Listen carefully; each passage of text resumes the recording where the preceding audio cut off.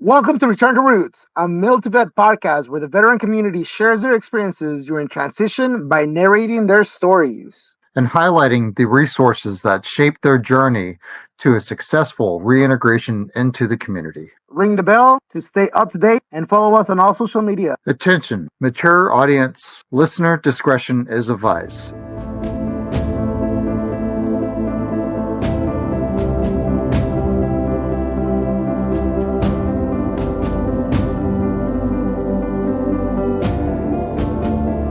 Hey, Mil2Vet tribe, we split this episode into two parts. Enjoy the rest of Trish Houghton's episode.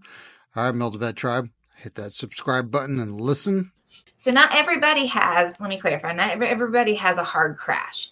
Sometimes I don't want to give the understanding that it's this massive thing. And if you don't have that hit the wall moment, then you don't have something going on. I will say this and I stand by it. It's also a big statement, but there is not a single military member that doesn't have nervous system dysregulation. By way of training alone, it's not possible. And it's not something that you can mind over matter it. It's not something you can pray away, fake it till you make it, right? It will eventually come down and it looks different in everybody, but there are some commonalities in everyone. And I will tell you, I lost the ability to control if I was awake or asleep. I would wake up, I got papers in my lap, have no idea what time it is, how long I've been asleep, don't know if I got up, and then in the middle of the night, I'm awake all night because my cortisol got so dysregulated that I was giving all the wrong hormones at all the wrong times. And so that was the most exhausted time I have ever had in my life, so much so that I renamed it bone tired. So when I teach signs and symptoms, when I train on signs and symptoms, I say, you'll know if you hear bone tired and you can resonate with that because exhausted did not feel strong. Thanks again, Trish. There we go. All right. So, Bone tired. Bone tired did not feel. I got you. You could have told me, right, that I could sleep a whole year and I literally would have eyes wide, deer in headlights looked at you thinking that's never going to be enough. And I know that sounds over the top, but I kid you not, I would already be thinking that's not enough time. And never in my life have I had something as strong as that just literal exhaustion to your bones. Wanting something to happen, nope, didn't matter. You were just in a constant fight. And then, oops, sorry. No, go ahead. And so with that, how did you come back from that? Yes. So that was a very long road. It still is a long road. That happened 6 years ago. And I think you come back from anything one moment at a time. Because if you were to tell me 6 years ago to say, hey, what are you going to be doing in 6 years? And where are you going to be? What are you going to do? I'd be like, your guess at this point is as good as mine because my career put me in this situation mixed with my history of illnesses. So that's a really fair question. And I don't know.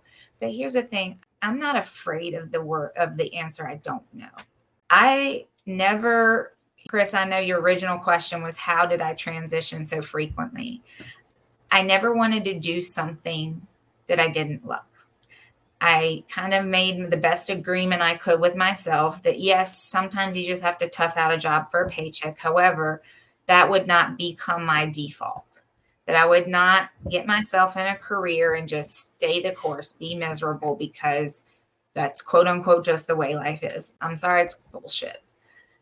You choose that or you choose differently, right? And so I went to things that I could do that I was passionate about, which I used to want to be an Olympic swimmer. And so when an opportunity to coach at my old year-round training swim school came, I was like, of course I want to do that. I was also have a long physical health history. And so that allowed me a lot of flexibility in working.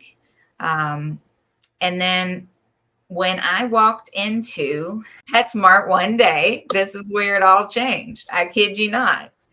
I have my psychology hoodie on and I'm walking in PetSmart and I see a big old guy. He's like 6'4", 6'5", probably 400 pounds with a Great Dane. And he is doing this. And he goes, psychology, huh? And I said, oh. And an hour later, he tells me he's a soft veteran and that I just described to him everything he's been going through and he doesn't know what to do when I see him on the side. And I said, give me your phone number, give me your info. I make no promises, but I will look into it. I was still in recovery, so I wasn't working at the time. But it was around the time that I felt like I could actually function a bit again. And Yogi, to your point, you asked me how I got through that. The first 2 years I spent getting IV treatments about 4 times a week. I could not stay hydrated. I could not get enough sodium in, no matter how much water I drank, anything didn't matter. And so sometimes it was 7 days out of 7 days. And that luckily, got better over time. It's something, honestly, though, the one thing I have to do all day, and you've seen me do it multiple times right here, I have to constantly drink or else I get severely dehydrated. It's something that's still going on. But it became holistic. That was the key, is I needed some medication, first of all. Most do not, but sometimes you get in an issue with your cortisol levels, and I needed medication for that. So for me, that looked like integrating the medication, also focusing on sleep, right? I know we all love sleep and are not sleep deprived at all in this community, right? Never. Not at all. Not at all. Focusing on sleep, because I'll tell you guys, I drove myself hard. I slept in college in particular, not proud of it, but probably, no lie, 8 hours in a 5-day period. Oh.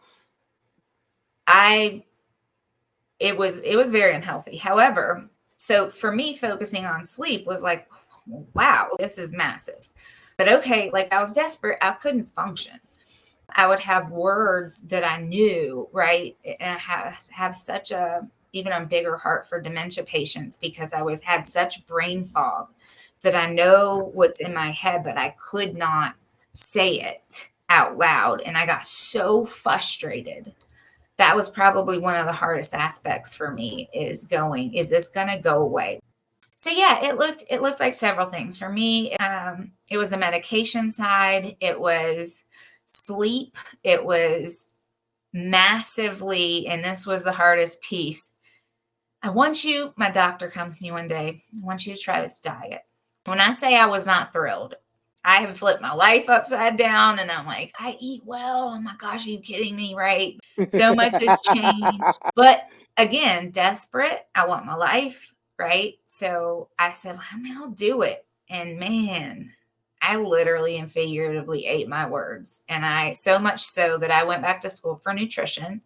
And so I'm a certified autoimmune holistic nutrition specialist. It's a mouthful. But yeah, did that 2 years ago because my background in mental health can support most all the coaching stuff that I do. However, I didn't have that nutritional aspect that I felt would be of value and service. And so one of the big things I do in my reset program is your diet. However, what is, I think, super helpful is I don't compromise taste. And I think that's the biggest fear, is like healthy food tastes awful, right? And I'm going to lose my favorite things. I ask people what their non-negotiables are, because I'm a person that doesn't believe in excluding any full food group unless you are allergic to that or you have some type of condition. So for me, it's moderation. It's kind of when you have things and what you have. Less processed things, less sugar, right? Less caffeine, certainly less alcohol, and those type of things. And so slowly, by the medicine and the working out, I decided that, hey, my body doesn't know when I need adrenaline. I'm going to go very clearly show it when it needs it. And then adding in the other wellness parts of, the sleep part, as well as the nutritional changes. Slowly, it got better. And I still have to maintain those things, though. And I will tell you, it will come back. It will flare up. And I have to constantly be cognizant of that. So things like taking my 2-minute field drills, as well as the other things. I'm a big person I can't stand people that don't practice what they preach. So if I'm sharing it with you, you better believe I'm going to do it too. Just my personal thing. So you mentioned, and I want to highlight this, right? You mentioned the diet part, right? And diet does not mean just eat, like you mentioned. Yeah. Also, it doesn't mean just eat carrots and whatever, or just the carnivore diet, or the Nope. whatever Peloton diet, or whatever kind of diet. I don't know. That was the only thing that came up to my mind. No, I Same like thing. it. Yeah, same thing. It really Mine's means eat all what? you can eat diet. No. There you go. It's got the Oh, golden that's corral my version. seafood diet. Okay, nobody touches my seafood diet. But it talks about what you're mentioning is being cognizant of Yeah. what it is that you're eating. So many of us, and I was guilty myself, right? We eat food because we like it, Mhm. but in reality, we're not paying attention to our bodies, and we don't know that it's actually that we have a minor allergy to it, right? Yes. Or for example, almonds. I love almonds, and I'll eat them like nothing else, right? Me too. But if you eat them with the skin, they're actually harmful to your body, right? You're supposed to let them soak overnight at least, and then peel the skin, and then you can eat them, right? For and that's just one example of thousands, right? But unless you have a severe reaction and an EpiPen for whatever, most of us don't pay attention. One of the things that I was proud of was I can drink milk like no other, right? Milk is not necessarily good for you, especially as an adult. It's actually really bad for you, right? And every one of us is supposed. It depends. That's the tough part. Your selection of milk. Right. Your quantity of milk. And that's kind of what I'm getting at. But if you're not listening to your body, if you're just going back to what you're saying, just push through it, push through it, push through it, then it doesn't allow you the ability to fully understand your body, fully understand what is good or bad for you, and then you're giving your body healthy food, which in reality is toxic for you. And then you mentioned nothing in excess is good for you. So no, that's awesome. I love it. And I think what's super difficult where the military again works against you is it didn't matter. Goodness gracious, let's not even talk about MREs and the preservatives and that thing. But even if you didn't have MREs, right? You did what you had to do to stay awake. Yep. You did what you had to do to wind down. Drink a cup of coffee before you go to sleep. Right? So the body got beat in so many ways.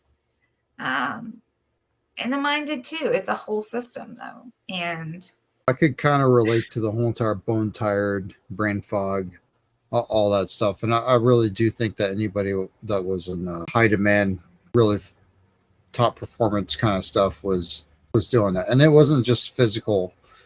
Right.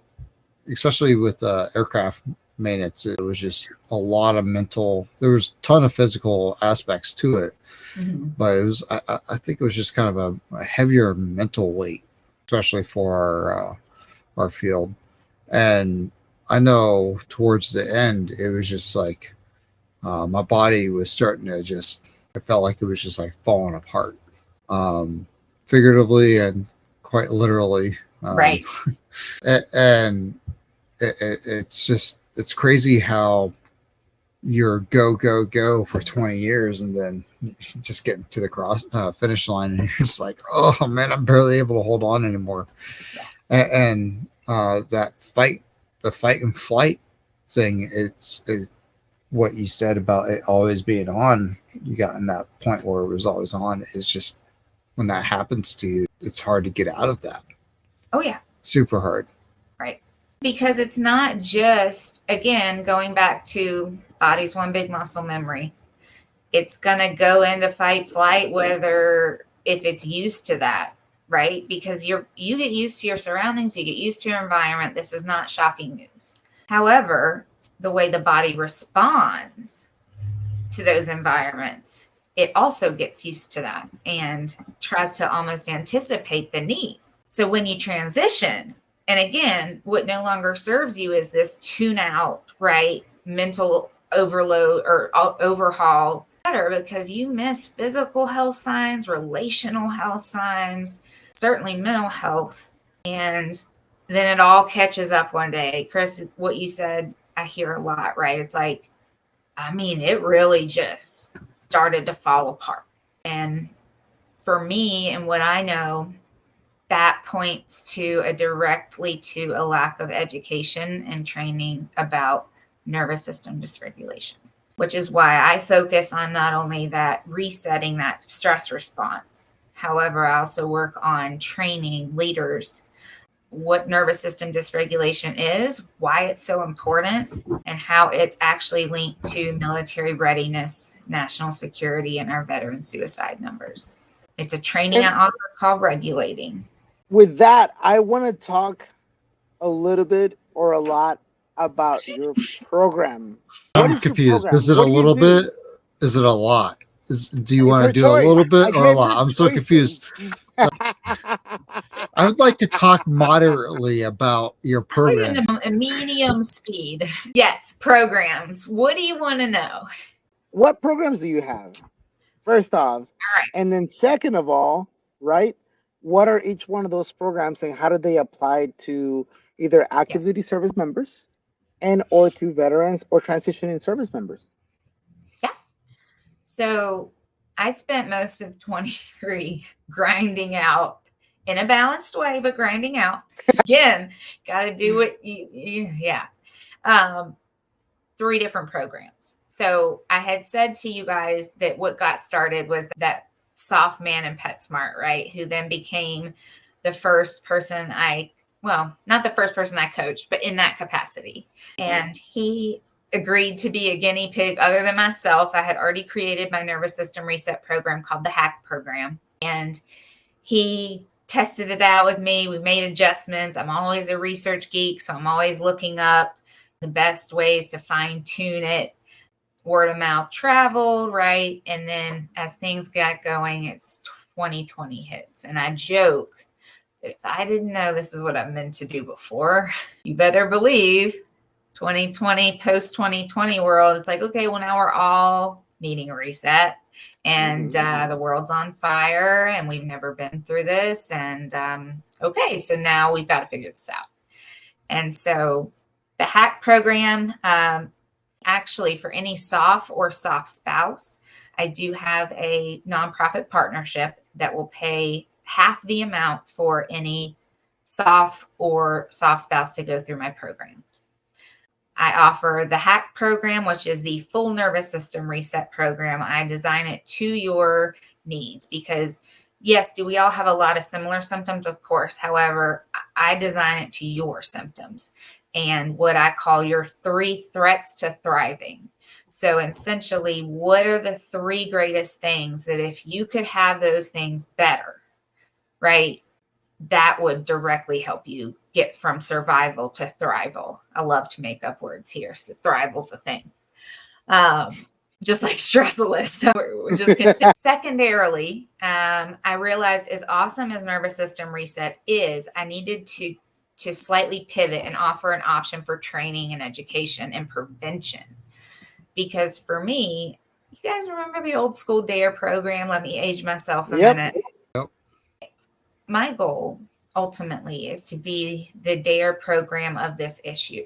So everybody I've explained this to as far as the DARE program, meaning everybody at least know what it is, right? Some tips and some ways that you can make sure you are regulating, and then where to go if you need help. So in the military community, I think I've had 4 service members tell me that they've heard that this can even happen. And all of them were in the Special Forces community, and all of them could not tell me what you do about it or what signs and symptoms were other than exhaustion. And so I stepped back and I said, okay, as cool as reset is, if you don't know it exists, how do you fight? You can't fight an enemy you don't know. You guys know that. So I do a series called Know Thy Enemy. And that's a webinar I've given before. And what I built most recently is a program called Regulating. I was just sharing. It's a 2-day training all about what this is, what it looks like, why this is so important, and how do leaders recognize it in their lower enlisted? Because my goal is prevention. Currently, we treat symptoms. We don't treat the root cause. And as long as you treat symptoms, now let me be clear, I'm not against symptom treatment, but I'm for symptom treatment with root cause treatment. If you don't treat the root cause, of course, it's going to come back and you're going to spend more money on symptom treatment. So regulating runs all of that down, breaks it down, right? So that leaders, so it's a top-down approach. If we get the leaders the info, they know how to look for it in others. They can provide resources at the unit level. And then on the front end, I want to incorporate it in our training so that if you go to basic tomorrow and you get many, many resources, me is someone you get and it tells you what this is, just gives you that quick and dirty, what it is, why it's so important, and a few techniques that whether you're behind a computer screen or in the middle of combat, you can do, and it'll switch your nervous system to rest and repair. That way, if you do the top down while the beginning forward, pretty soon, guess what happens? That middle zone where no one knows gets filled up. And then you have a whole new generation of leaders that are trained, that know this, that have been practicing regulating so that hopefully, right, our suicide numbers decrease, our stress-related illnesses, injuries, relational issues, everything goes down. Our retention rates, it's no surprise that we have a massive retention rates right now. Imagine if we helped leaders know this and reset it, because this is the best news I have, you guys, is that I don't have to tell people, well, let's just beef up those coping skills and you're going to get through it. The fact that it can even be reset, let's start there. That's massive. But it does take effort. But anything takes effort. Misery takes effort. So why not give something a chance that has the hope, at least, or the option, the chance of a better future? Last but not least, no, I lied. Vetted. That is where the transitioning service members come in mainly. I'll tell you, when I came on LinkedIn a little over a year and a half ago, I literally was just trying to update it. I had no idea the military community, and I got reached out to for several people, and it started then. And I got invited to a transitioning service member like networking event. And I thought, okay, well, I couldn't serve, but I can do my very best to do this event, try to put myself in y'all's shoes the best I could, of course, and see what it's like. It was a lot. The first I went to was 6 hours. I want to be very clear. I'm not knocking any organization at all, but it was 6 hours. And it was even filled with great information and great people. But that was 350 to 400 people. And it was all career. And I said, did I miss this? Or where's the spot to just support and say, hey, I've worn a uniform for like 20 years and I don't know who I am if I take this off. Where was that? So I went on a little bit of a search. And I said, okay, well, maybe they're not all like this. Maybe they're not so overwhelming. I joke that, I know, right? That was a big joke. I kid that at the end of those 6 hours, because I made myself endure the whole thing. that I didn't know my name, much less your name or how we were going to contact or whatever. And you could say, well, gosh, Trisha, take some notes. Well, I did, but I got to read those later and know what I meant, right? So just overwhelming is the biggest summary that I have.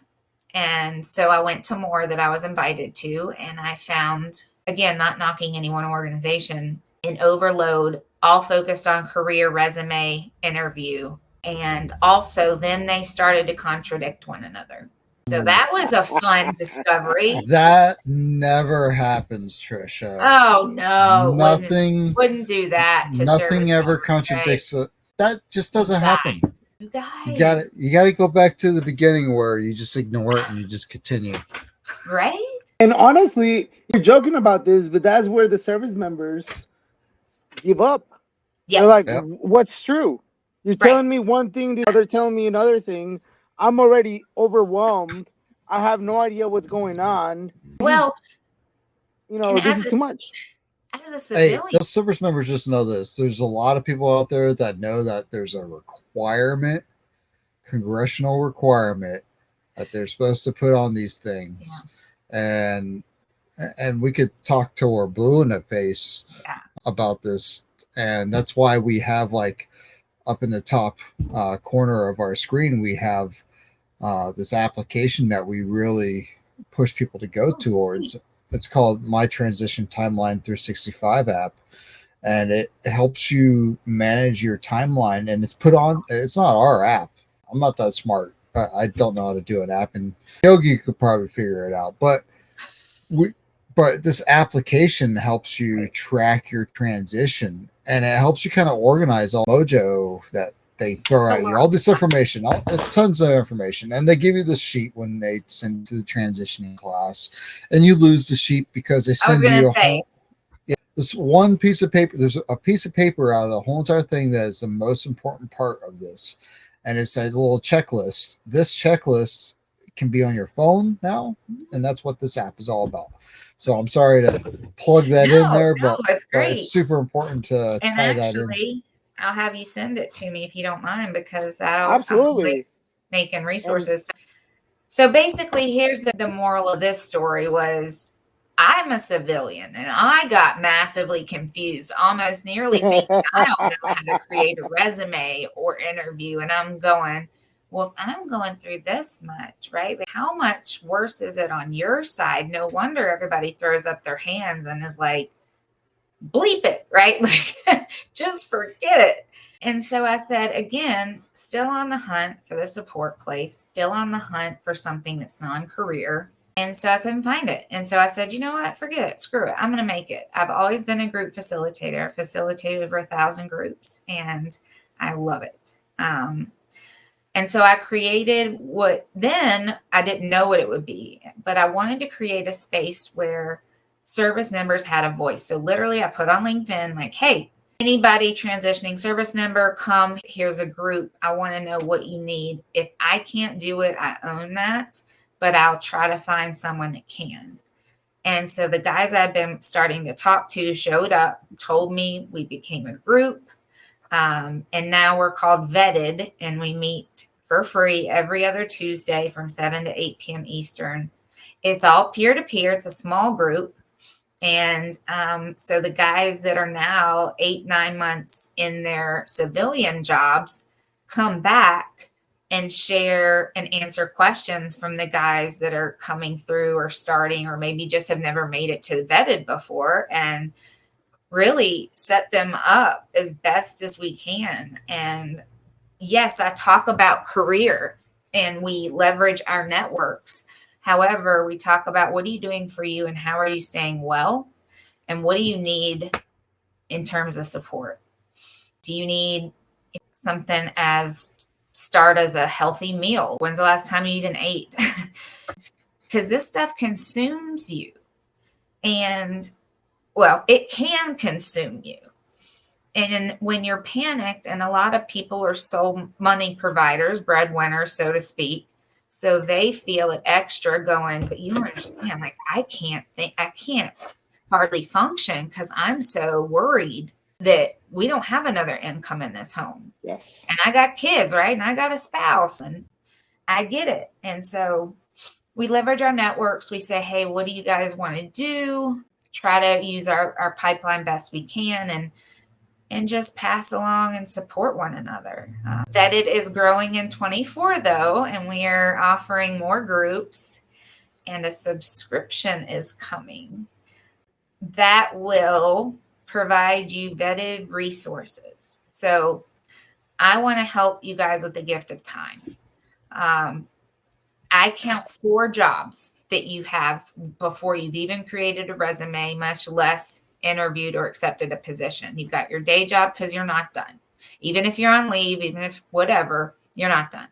You've got yourself to take care of, usually a family, but again, you at a minimum.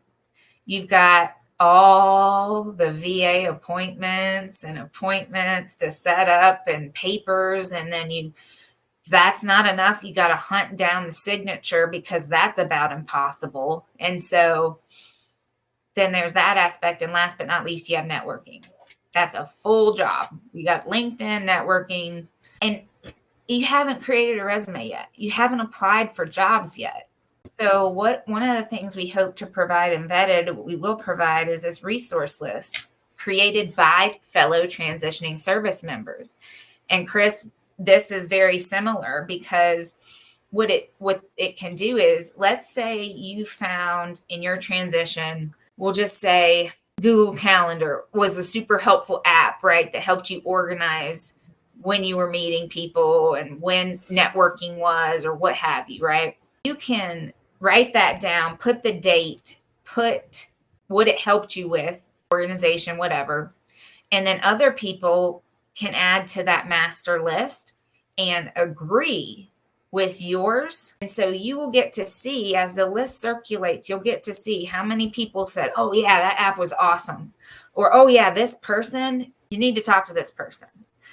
So that you can use your time really wisely by hitting the events that are recommended, by focusing on connecting with the people that are on the list, utilizing some of the apps to make your schedule easier or what have you. And again, mental health as well. It's massive, and I do holistic health, so it'll be a little bit of everything. And then, oh, sorry, go ahead, Yogi. No. I was going to say, and wait, then there's more. Last but not least, I was approached in 23 and asked if I wanted to create a suicide prevention program. I don't know how to say no to that. And I stand by that decision. And what ended up happening was the creation of what's called Safest R. Safest R is an inventory, so it's a test. And however, it tests you across stress, anxiety, functionality, environment, substance abuse, trauma, and then the measure against resilience. These are the factors that we know increase risk of suicide. And so the point of Safest R is to provide, yes, a score, but what does that score do? It allows us to share and see what services we can offer you to build resilience. So for instance, Chris scores a 60, right? That's over half. So we're going to want to give him some type of services and offer that. But how do we know what to offer him? Well, let's look at our factors. Maybe Chris scores a 60, but 70% is in the stress column. Well, then we know the best utilization we can offer him or even sponsor and support him with would be something with stress. And so basically that decreases risk, increases resilience. And so this can be used for not just the veteran community, obviously, but was created with myself and one of my, what's ended up being a great friend and collaborator. It also tests your personality and incorporates that, because we know factors such as extroverted or introverted have different risks. If I'm introverted in isolation, and I'm more likely to keep to myself, but I've also got these other things going on, that gets to be a bit of a spiral potentially, right? And then what we had about not even a month ago was someone come in and say, hey, I built an AI that is a tool, like a journaling tool, to help monitor and detect crisis in veterans. And I said, well, I did, right, this inventory. So we swapped. And so basically we've put them together now, and Safest Lifeline is being birthed. And that is, you get the inventory right, but you also get the way that we're going to monitor your progress or lack thereof. So think of, I talk to an app, the computer, or I type it, how we can do, every day. And then if what the AI does is scan my wording and looks for signs of, say, depression or suicidal ideation or things like that, so that if there's an immediate crisis, it has the capability, and we've built it so that it can either notify a provider or someone you've listed and okay, that can happen, or it can dial 988 right there and connect you with it. So that's a super cool tool. It's used to, again, that way we can know, okay, here's your Safest R score, which is awesome, because then we know how to utilize services and offer them. However, let's go a step further. By tracking the journals, we can know, oh man, there's an increase in heaviness, or decrease in heaviness with, Yogi's wording, or man, they seem to be really getting improved. They're seeming more optimistic, or whatever it is.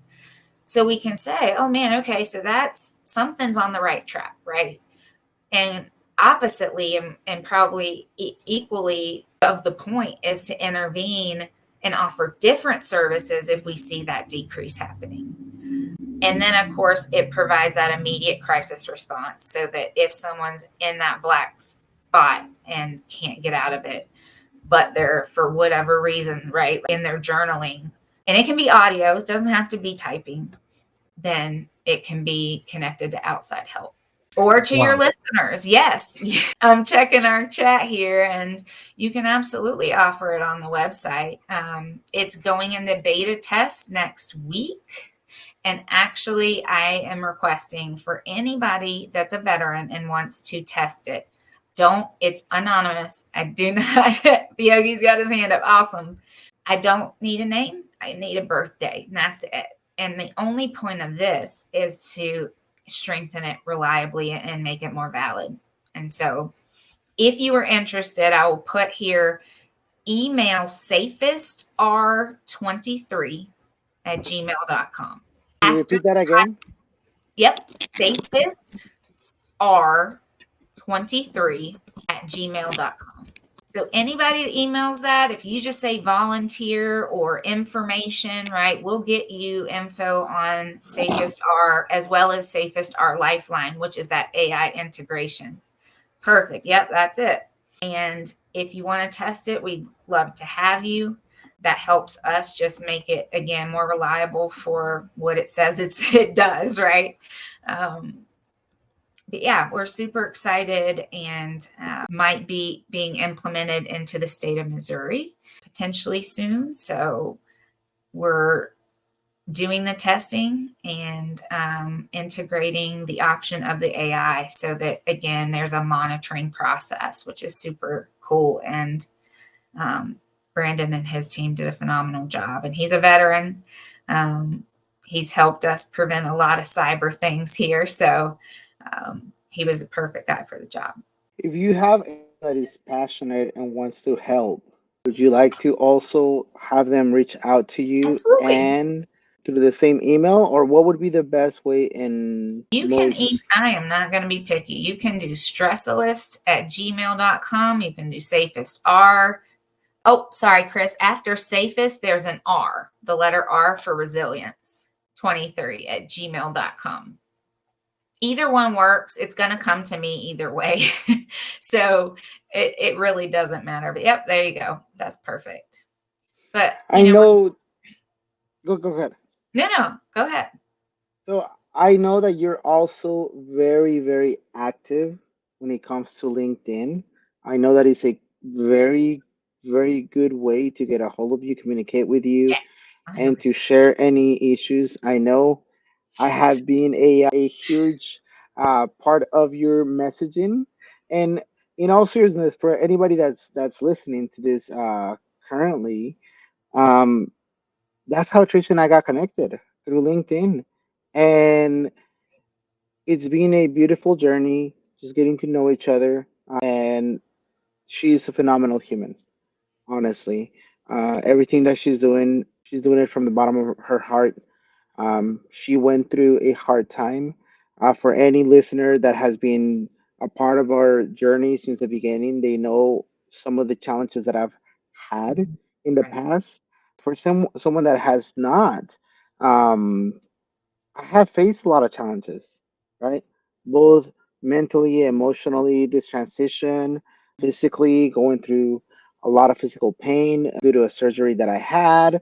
And I mean, the list could go on, and I could dive down the rabbit hole and, almost sound like a pity party.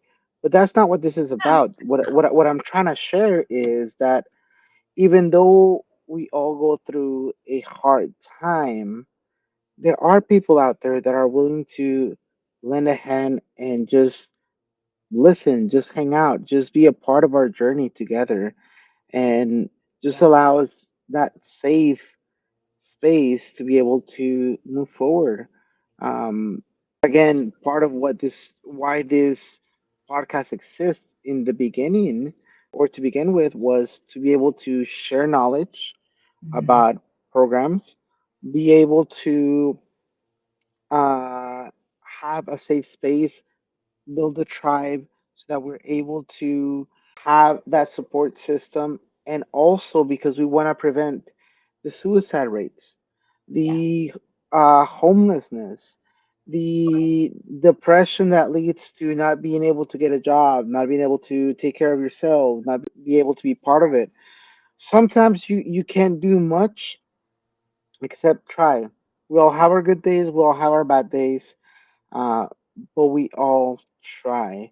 Um, so again, thank you, Trish, for what you're doing, how Thank you're you. supporting us, and thank you for being super flexible. Thank you for being really a light at the end of the tunnel. Seriously. Oh, well, thank you, Yogi. And thank you guys. I mean, I can come up with what I think is great things at the end of the day, right? But if I can't get it out there and if it's not beneficial, then it doesn't really matter, honestly. So, that's why I wanted to finish 23 with those strong programs. And then now is let's share it, let's utilize resources, and honestly, just make it better. None of us escape hardships. So, All right. really. So, any saved rounds or alibis? Oh, Nice. All right. So we got it all down the range, ladies and did gentlemen. great. Trish, thank you so much for coming on here. Yogi, you said a very good spiel about Trish, and we do appreciate you spending some of your valuable time with us and being flexible, like Yogi said. Hey, to all the listeners that are out there, Trish, she is serving those who served. All right. She shares her story where she talks about her own dark times and how she found serving others really helped her. She's helped other people unlock their potential. She can also help you. Take a look at her vetted program and her Stressalist program as well. Go to stressalist.com, follow her stuff. I hope you guys enjoyed the show. Make sure you hit the thumbs up, follow, and all that other stuff. All right, if you're in a transition right now, I want you to take a second, look at yourself in the mirror. It is your transition. It's no one else's transition. So take charge of it. It's Right. all rainbows and unicorns, ladies and gentlemen. Mil2Vet out. As we wrap up this compelling episode of Return to Roots, our heartfelt reminder echoes through our conversation. If you or someone you know is facing challenges, the National Suicide Prevention Lifeline is available 24/7. Dial 988. Your life is important, and help is just a call away. And before we sign off, a special mention for our transitioning service members. Explore the MYTT 365 app, an valuable resource tailored to support you on your journey from the military to civilian life. With guidance, community, and tools, it is here to make your transition smoother. Remember, you are not alone. Take that courageous step forward. Thank you for being with us on Return to Roots. Stay strong, stay connected, and always move forward. Support the Mil2Vet community by hitting that like button and subscribing for more engaging content. Ring the bell and stay connected. Stay updated, following us on all of our social media platforms.